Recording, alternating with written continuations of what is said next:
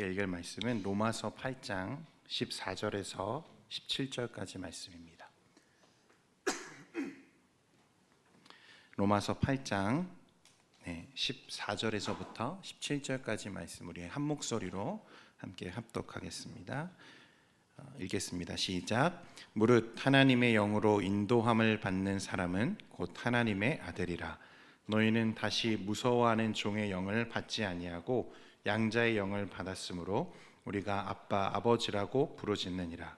성령이 친히 우리의 영과 더불어 우리가 하나님의 자녀인 것을 증언하시나니 자녀이면 또한 상속자 곧 하나님의 상속자요 그리스도와 함께 상속자니 우리가 그와 함께 영광을 받기 위하여 고난도 함께 받아야 할 것이니라.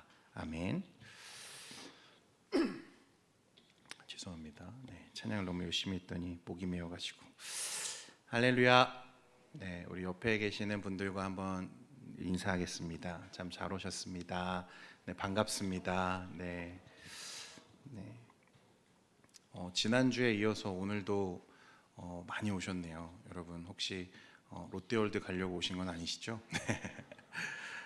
오늘 예배 마치고 또 즐거운 행사가 기획되어 있으니까요. 함께 누리면 좋겠고, 우리 새로 오거나 혹 이 예배가 좀 아직 낯설고 또 그런 분들도 계실 텐데 여러분 그런 걱정은 조금 내려놓으시고 우리가 이 안에서 자유를 누리고 또 많은 은혜가 우리 모두에게 누려질 수 있기를 소망해 봅니다.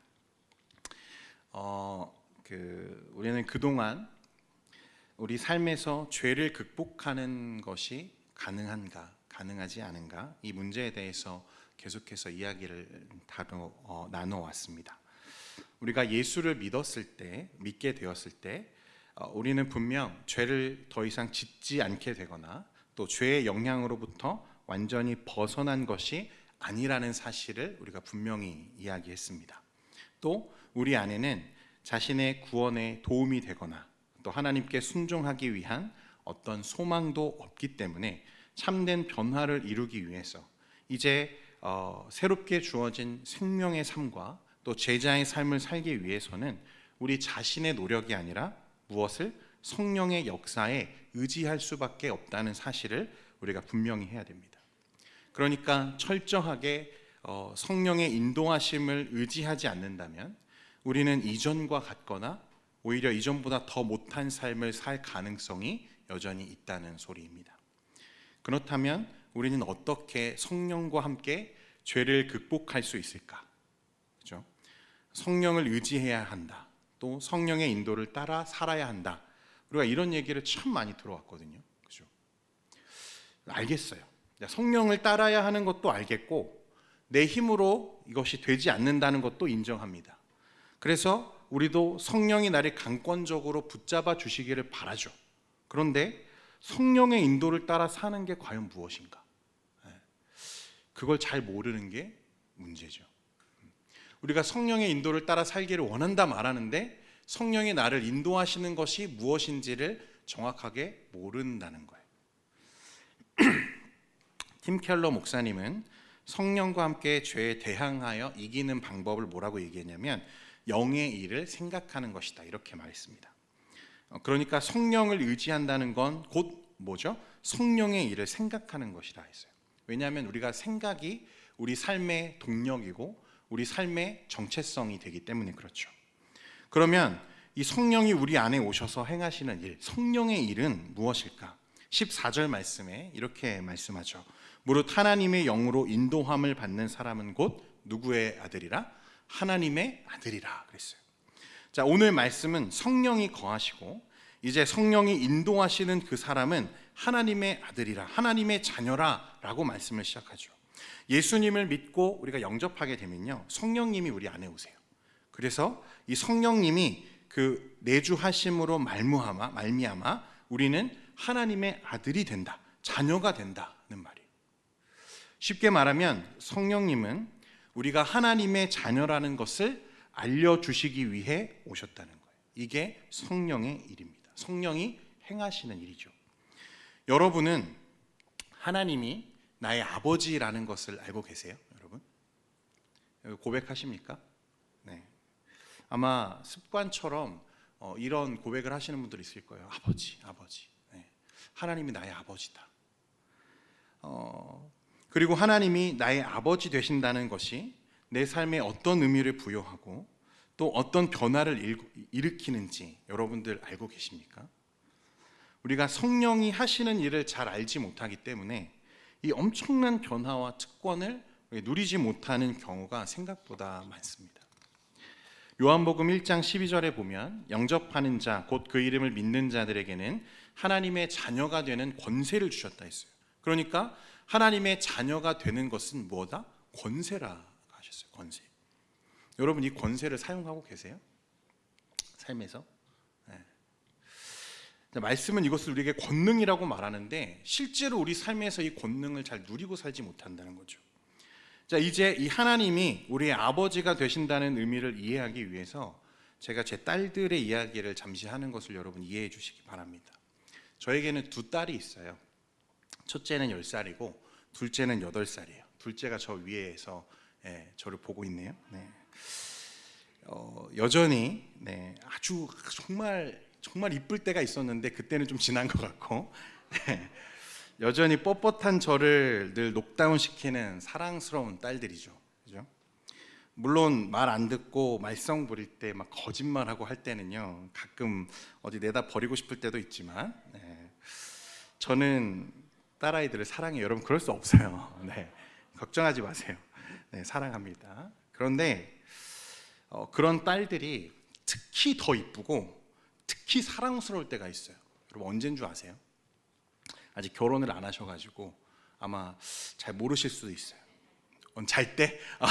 공감합니다. 인정해요. 잘 때도 이뻐요. 잘 때. 그렇죠.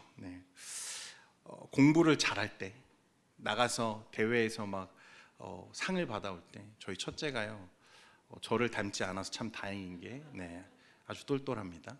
가서 막 트로피도 막 자주 받아오고 막 그래요. 이쁘죠.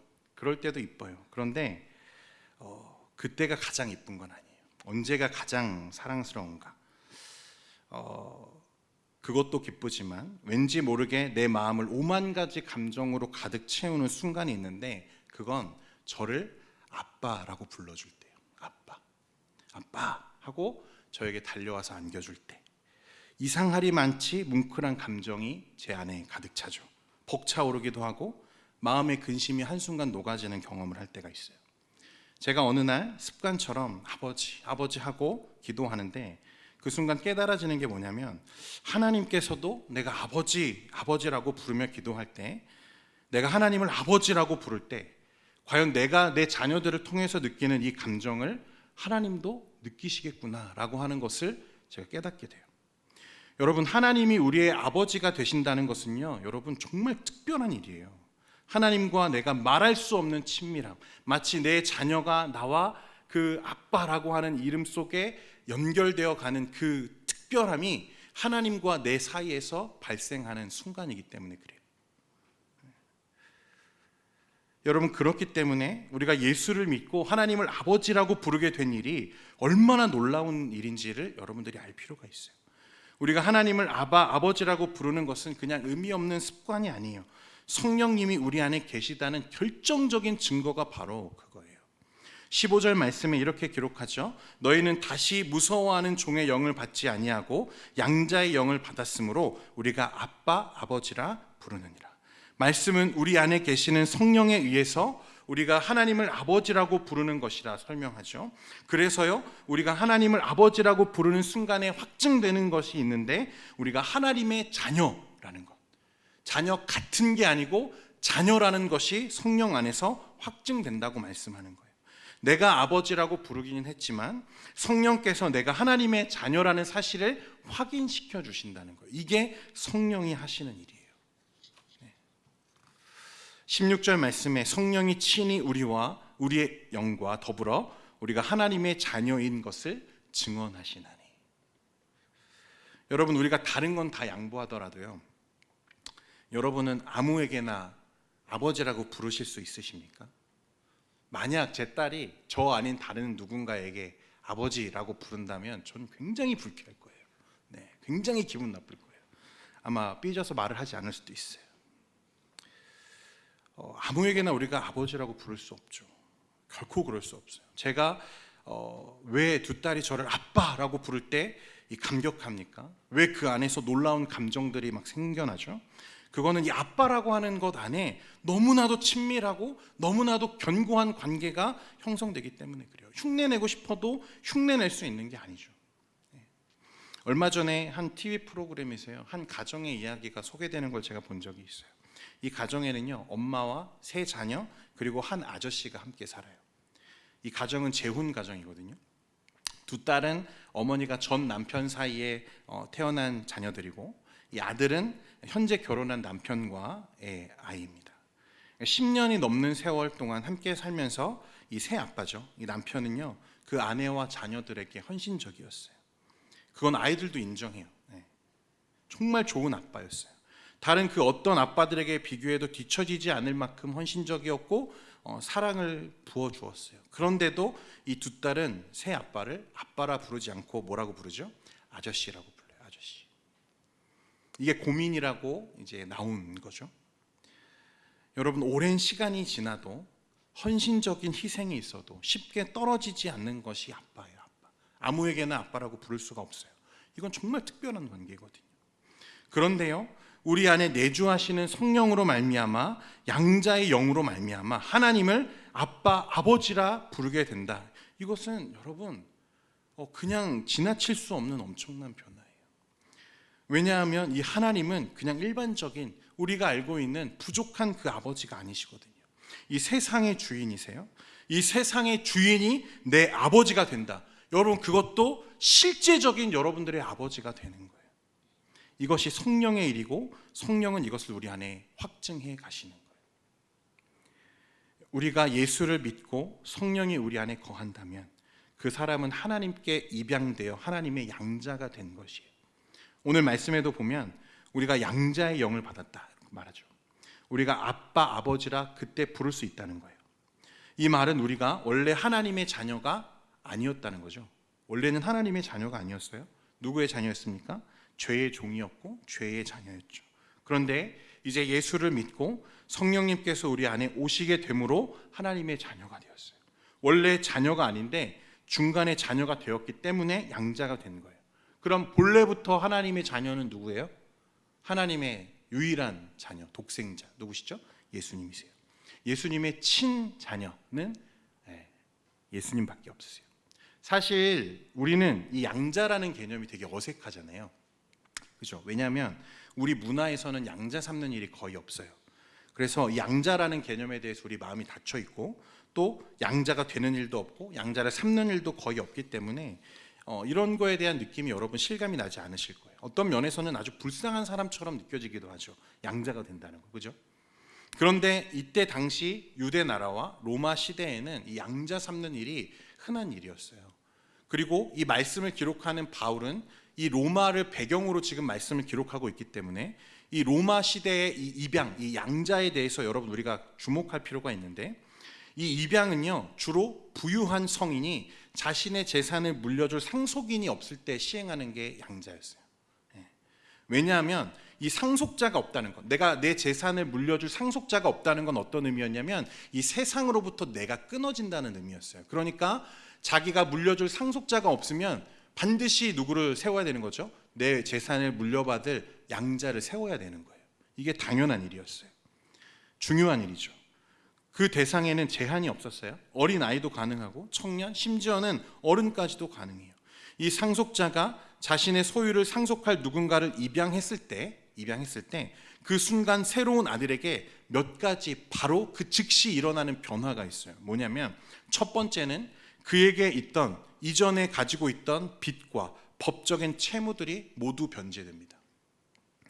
두 번째는 새로운 이름을 부여받고 곧바로 양 아버지의 모든 재산을 상속받을 수 있는 상속자가 되는 거예요.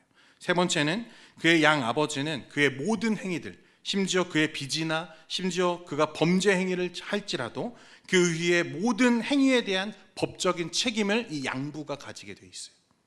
마지막으로 네 번째는 이 양아들도 아버지를 공경하고 기쁘게 해드려야 하는 새로운 의무를 지게 되는 것. 이게 양자의 개념이에요. 당시 로마인들이 가지고 있는 공통적인 개념이죠. 자, 여러분, 이제 하나님이 우리를 양자 삼는다는 것이 과연 우리에게 어떤 의미가 있는지를 생각해 볼 필요가 있어요. 여러분, 이건 굉장한 은혜와 사랑을 여러분들이 받았다는 뜻이에요.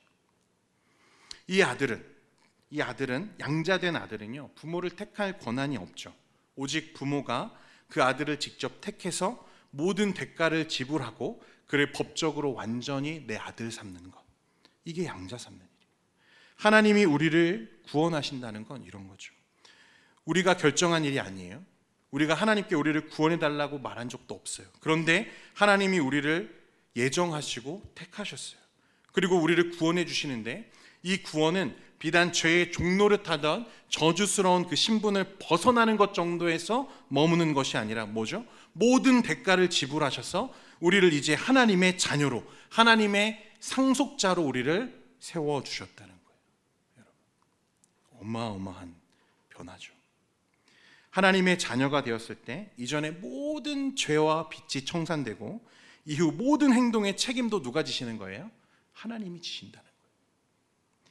이제 하나님이 가진 모든 부요함과 능력과 그 모든 것을 상속받는 상속자가 되었다는 의미입니다. 놀랍지 않습니까? 세상 어디에도 없는 특권이죠. 권능이라는 거예요. 여러분, 옆에 있는 분들을 한번 보세요. 네, 한번 보시니까 어떻습니까, 여러분? 지금은 좀 꾀죄죄해 보이십니까? 네, 여러분 알고 보면 여러분 옆에 있는 분들은 엄청난 분들이에요. 네, 대단한 분들이에요. 하나님의 상속자거든요. 하나님의 상속자. 세상에서 가장 존귀한 사람을 여러분들이 지금 보고 계시는 거예요. 온 세상을 지으신 하나님이 나의 아버지이시다. 내가 하나님을 아버지라고 부를 때 하나님의 마음이 여러분 격동돼요. 움직여요. 그걸 그렇게 좋아하세요, 하나님이. 그렇게 하시려고 하나님은 자신의 독생자 예수를 우리에게 내어주셨어요. 이걸 위해서죠. 우리를 자녀 삼아 주시려고. 우리를 죄에 버려두시지 않고 죄에서 건져주신 것뿐만 아니라 우리를 자녀 삼으시려고 하나님이 예수님을 우리에게 보내주셨다는 거예요. 우리는 예수를 믿고 이제 하나님과 말할 수 없는 친밀함 가운데 이제 그분의 자녀가 되었어요. 이 사실을 믿게 하시고 이 사실로 인해서 말할 수 없는 부요와 감격을 누리며 살아가게 하는 것, 그것이 성령의 사역이에요. 여러분, 세상에 많은 종교가 있어요. 그 중에 자신의 신을 아버지라고 부르는 종교 들어보셨어요? 저 이슬람을 보면요, 여러분, 알라를 부르는 99가지의 호칭이 있습니다. 그런데 거기에는 아버지라는 이름은 없어요. 그들은 알라 신을 절대로 아버지라고 부를 수 없어요. 유대교, 그들은 예수님이 자신이 하나님의 아들이라고 밝히신 일로 어떻게 했죠? 예수님을 십자가에 못 박았어요. 하나님을 아버지라 부른다? 그건 결코 있을 수 없는 일이죠. 불교 신자들이 부처를 아버지라고 말합니까? 그렇지 않아요. 여러분, 세상에 하나님을 아버지라고 부르는 것은 하나님이 택한 하나님의 영을 부은 자녀들에게만 주어지는 특권이에요. 여러분들에게만 주어진 거예요. 오늘 말씀에 보면 아빠, 아버지라 부른다, 부르짖는다 이렇게 말씀하는데, 여기서 아빠라고 하는 것은요, 그 음을 그대로 번역한 거예요. 그러니까 아람어로도요, 여러분, 어린아이가 아빠 하고 달려가는 그 호칭, 아빠, 그 아람어도 똑같습니다. 우리도 그렇게 부르잖아요. 그러니까 이 말은 그냥 아버지라는 말이 아니고 아주 친밀한 어린아이가 그 아버지를 향해 달려가면서 아빠라고 부르는 것과 같은 의미라는 거예요. 우리 안에 오신 성령께서는 하나님을 아버지라고 부르게 하실 뿐만 아니라 하나님과 우리를 이토록 친밀하게 이끌어 가시는 거죠. 예전에 한 목사님이 이 본문을 설교하시면서 이런 예화를 말씀하시는 걸 들은 적이 있어요. 여러분 아마 아시는 분들도 계실 텐데, 플로이드 맥글랑이라고 하는 예수전도단의 선교사님이 계시는데, 이 선교사님이 한 번은 남아프리카 그 공화국에 있는 한 마을에 사역차 방문하신 일이 있으셨어요. 그곳에서 이런저런 사역들을 하시다가 한 10대 소녀의 상담을 이제 하시게 되었는데, 이 소녀가 선교사님과 상담을 요청한 거죠. 이 소녀와 마주 앉아서 선교사님이 이런저런 대화를 주고받는데 아무리 노력해도 이 소녀가 무엇을 말하고 싶은지 도무지 알 수가 없는 거예요. 그러니까 주제도 없고 이 말 했다가 저 말 했다가 이번에는 이랬다가 조금 있다가는 저랬다가 종잡을 수가 없는 거죠. 한참을 이야기를 듣던 선교사님이 이 소녀의 눈을 깊이 바라보시면서 물으셨어요. 아마 좀 짜증이 나셨나 봐요. 예, 네가 정말 하고 싶은 말이 뭐니? 라고 물으셨어요. 네가 정말 하고 싶은 거 그걸 한번 말해봐. 그랬더니 이 소녀가 뜻밖의 이 선교사님 어깨에 한번 기대어 보고 싶다는 거예요. 그때 이 플로이드 맥클랑 선교사님이 이 소녀가 아버지가 없는 아이라는 것을 알았어요. 어렸을 때 아버지가 죽고 아버지가 없이 자랐어요. 그런데 이 아이가 예수를 믿고 하나님의 자녀가 되었다는, 하나님이 내 아버지라는 말을 들은 거죠. 그런데 아버지라는 말을 들었어도 뭘 모르는 거죠? 아버지가 어떤 느낌인지 모르는 거예요. 그러니까 이 아버지가 어떤 분인지 느끼고 싶어서 이 선교사님에게 상담을 신청했던 거예요. 그래서 선교사님께 무언가 물어보고 싶은 게 아니라 이 아버지라는 느낌을 느끼고 싶어서 두서없이 막 이런 저런 얘기를 던지면서 선교사님의 시간을 뺏고 있었던 거죠. 선교사님을 통해서 아버지와의 만남을 경험해 보고 싶었던 거예요. 그런데 선교사님이 진짜 원하는 것을 이야기해 보라니까 자신도 모르게 선교사님의 어깨에 기대어 보고 싶다고 말을 하는 거죠. 선교사님의 허락이 있고 소녀가 선교사님께 마치 딸이 아버지의 품에 안기듯이 기대서 아버지, 아버지 부르면서 하염없이 울기 시작했어요. 한참을 울던 이 소녀가 무언가 해결되었는지 풀렸는지 돌아갑니다. 시간이 지나고 선교사님이 그 지역을 다시 방문하셨대요. 그 자매를 보고 놀라셨어요. 얼마나 밝아지고 얼마나 이뻐졌는지 그 안에 기쁨이 넘치는 게 보이기 시작하는 거죠. 그 지역과 그 교회를 섬기는 일에 가장 앞장서는 귀한 일꾼이 되어 있는 것을 보셨다. 이 소녀는 선교사님의 품 안에 안겨서 아버지가 어떤 분인지를 알았어요. 그리고 하나님이 우리의 아버지가 되신다는 것의 진짜 의미를 깨닫게 되는 거죠. 그러니 이전에 그 소녀를 억누르던 상처들, 내가 아버지가 없다는 것, 내가 불우한 가정에서 자랐다는 것, 이 상처가 그 한순간 다 치유되고 이제 그 자리를 무엇으로 채워지는 거죠? 기쁨이 채우기 시작하는 거예요. 여러분, 성령이 하시는 일이 이런 거예요. 여러분 정말 하나님을 아버지라고 고백하십니까? 여기서는 아멘 하셔야 돼요, 여러분. 네, 다시 묻겠습니다. 여러분, 하나님이 여러분의 아버지 되십니까? 여러분, 그 부요함이 느껴지세요? 여러분, 하나님과 끊을 수 없는 친밀함 가운데 연결된 분들이세요.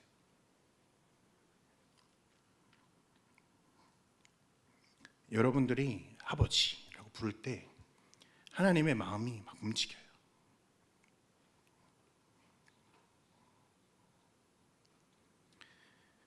하나님은 우리를 고와 같이 내버려 두지 않으신다고 하셨어요. 그리고 하나님은 우리를 자녀로 부르셨어요.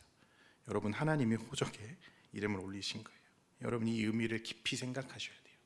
이게 우리가 죄를 극복하고 하나님이 주신 생명의 삶을 살게 되는 가장 중요한 동력이 되는 거예요.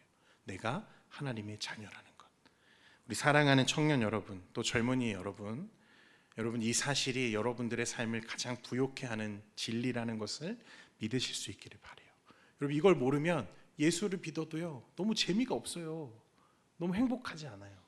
예배에 나와 있어도 기쁨이 없다니까요. 내가 아버지를 만나러 간다는 기분으로 매주 예배에 오셔야 돼요. 내 아버지, 세상에서 가장 부유하신 아버지, 부족함이 없으신 아버지, 불가능이 없으신 아버지, 나를 위해서 이 세상 자체를 창조해 내실 수 있는 아버지가 여러분들이 기다리고 있다는 소망이 여러분들 삶에 있어야 돼요. 그게 누려져야 우리 기쁨이 회복되고 소망이 살아나기 시작하는 거예요. 그제서야 내가 죄를 극복하고 내가 나를 죽음으로 끌고 가던 죄를 거절할 수 있는 힘과 동력이 생기기 시작하는 거예요. 비로소 아버지, 저 좀 도와주세요. 여러분, 이 기쁨을, 자유를 실제 여러분들의 삶에서도 누릴 수 있기를 바라요. 그래서 여러분들도 다 있으시잖아요. 저도 있어요. 상처, 아픔, 우리의 고질적인 이 괴로움들 다 있으시죠. 그런데 주님께는 가지고 가도 돼요. 사실 제 딸들이 저에게 이거 해주세요, 저거 해주세요, 제가 다 해줄 수 없거든요. 물론 필요한 거라면 진짜 빚을 내서라도 할 수 있고 내 전부를 줘서라도 그걸 감당해야겠지만, 여러분, 우리 하나님은 불가능한 게 없으세요. 진짜 아버지세요. 그 하나님께 여러분들의 인생을 좀 맡겼으면 좋겠어요. 지금 눈앞에 있는 일들, 취업과 결혼과 또 직장과 또 학업과, 여러분들 마음이 많이 분주하고 많이 어렵고 이 치열한 경쟁 속에 살아간다는 게 정말 녹록지 않잖아요. 그럼 그때 한번 불러보세요. 아버지, 아버지. 말로 할 수 없는 감격이 여러분들 안에 채워질 거예요. 아버지, 우리를 사랑하시는 우리 하나님을 여러분들이 깊이 만날 수 있기를 축원합니다. 제가 잠시 기도하겠습니다. 하나님 아버지, 오늘 우리 사랑하는 청년들과 하나님의 사랑, 우리 아버지 되심에 대해서 묵상했습니다.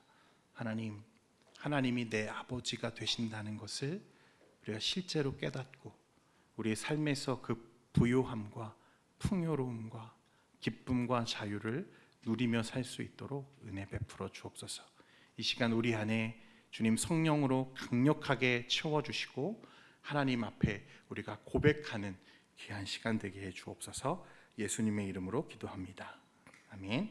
우리 이 시간 함께 찬양하면서 자리에서 일어나서 우리 오늘은 좀 우리 찬양하고 함께 기도하겠습니다.